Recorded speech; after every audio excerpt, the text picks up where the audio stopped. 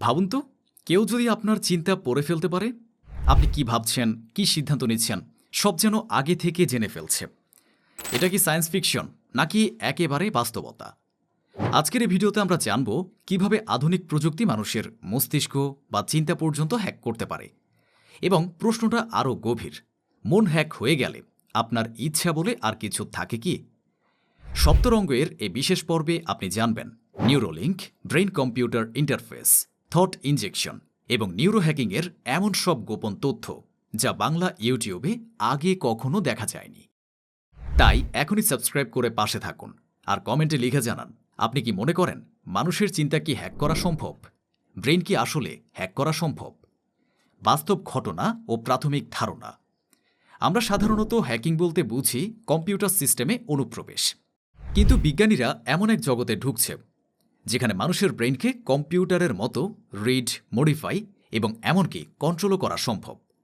2016 সালে university of ওয়াশিংটনের এক গবেষণায় প্রথমবারের মতো ব্রেইন টু ব্রেইন কমিউনিকেশন করে দেখানো হয়। একজন মানুষ কিছু চিন্তা করে, অন্যজন সেটা ইলেকট্রিক সিগন্যালের মাধ্যমে বুঝতে পারে, এবং এটি ছিল নিউরো হ্যাকিংয়ের প্রথম বাস্তব প্রয়োগ। নিউরোলিঙ্ক, ব্রেইন কম্পিউটার ইন্টারফেস ও থট ইনজেকশন।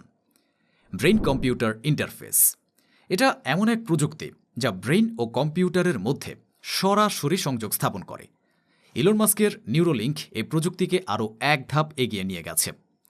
নিউরোলিঙ্ক এমন একটি ছোট চিপ যা ব্রেইনে বসিয়ে ফেলা যায়। এটা নিউরনের অ্যাক্টিভিটি রেকর্ড করে এবং বাইরের যন্ত্রের সঙ্গে যোগাযোগ করে। ধারণা করা হচ্ছে ভবিষ্যতে এটা দিয়ে প্যারালাইজড মানুষ হুইল চেয়ার চালাতে পারবে চিন্তা দিয়েই। ফোন, কম্পিউটার নিয়ন্ত্রণ করা যাবে শুধু ব্রেইন সিগন্যাল দিয়েই। কিন্তু এখানেই প্রশ্ন, যদি চিন্তা পাঠানো যায় তাহলে কি চিন্তা ঢোকানোও সম্ভব? হ্যাঁ, এটা এখন শুধু কল্পনা নয়। থট ইনজেকশন বা ব্রেইনওয়েভ মডুলেশন এখন পরীক্ষার পর্যায়ে রয়েছে। ডারপা, ইউএস ডিফেন্স এজেন্সি এমন এক প্রযুক্তির গবেষণা করছে যেটা দিয়ে সৈনিকদের চিন্তা ও আবেগ নিয়ন্ত্রণ করা যায় যুদ্ধক্ষেত্রে। ব্রেইনওয়েভ হ্যাকিং বনাম ক্লাসিক হ্যাকিং।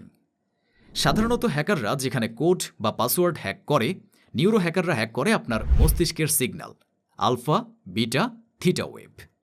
ধরুন আপনি ভিআর হেডসেট বা ইইজি ডিভাইস ব্যবহার করছেন। এই ডিভাইসগুলো আপনার ব্রেনের ওয়েব রেকর্ড করছে। এই ডেটা থেকে হ্যাকাররা বুঝতে পারে আপনি কখন হতাশ, আপনি কোন অপশন সিলেক্ট করতে যাচ্ছেন, এমনকি আপনি মিথ্যে বলছেন কিনা।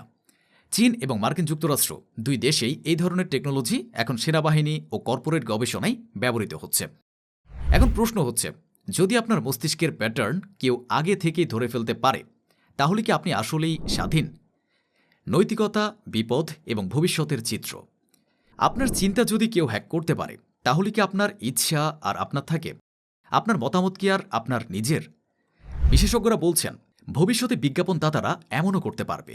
আপনার ব্রেনের রিয়াকশন দেখে সে অনুযায়ী পণ্য সাজিয়ে দেখাবে। মানে আপনি চিন্তা করার আগেই এআই বুঝে ফেলবে আপনি কি কিনতে চান। এটা শুধু ব্যবসার জায়গা নয়, রাজনীতি, ধর্মীয় মত, এমনকি সামাজিক আচরণ পর্যন্ত চিন্তা নিয়ন্ত্রণের টার্গেট হতে পারে। দ্য ব্ল্যাক মিরর সিরিজে আমরা এমন অনেক ফিকশনাল দৃশ্য দেখি, কিন্তু আজ তার অনেক কিছুই বাস্তবের পথে। যদি মন হ্যাক হয়, তাহলে আমি কে? এখন একটা প্রশ্ন, যদি আপনার চিন্তাও আপনি কন্ট্রোল না করেন, তাহলে আপনি আসলে কে? আমি কি সেই ব্যক্তি যে চিন্তা করে, নাকি আমি সেই ব্যক্তি যার চিন্তাও অন্য কেউ কন্ট্রোল করতে পারে? এখানেই এসে দাঁড়ায় এই আলোচনার দর্শন। যদি ব্রেনই সব কিছু নিয়ন্ত্রণ করে এবং কেউ সেই ব্রেনকে নিয়ন্ত্রণ করতে পারে, তাহলে স্বাধীন ইচ্ছা কি একেবারেই মিথ্যে? আপনি কি মনে করেন মানুষের চিন্তা সত্যিই হ্যাক করা সম্ভব? ব্রেইন কম্পিউটার ইন্টারফেস কি আমাদের ভবিষ্যতের সবচেয়ে বড় ভয়, নাকি এটা হবে মানবতার মুক্তির এক নতুন দরজা? কমেন্টে আপনার মতামত লিখে জানান। আপনার বিশ্বাস, চিন্তা এবং আমি সম্পর্কে এই ভিডিওটি কিভাবে আপনার ভাবনায় পরিবর্তন এনেছে। আর এমন ইউনিক বিজ্ঞান ও দর্শন ভিত্তিক কন্টেন্ট পেতে সপ্তরঙ্গকে সাবস্ক্রাইব করতে ভুলবেন না, কারণ এখানে আমরা প্রশ্ন করি যেগুলোর উত্তর খুঁজতে সাহস লাগে।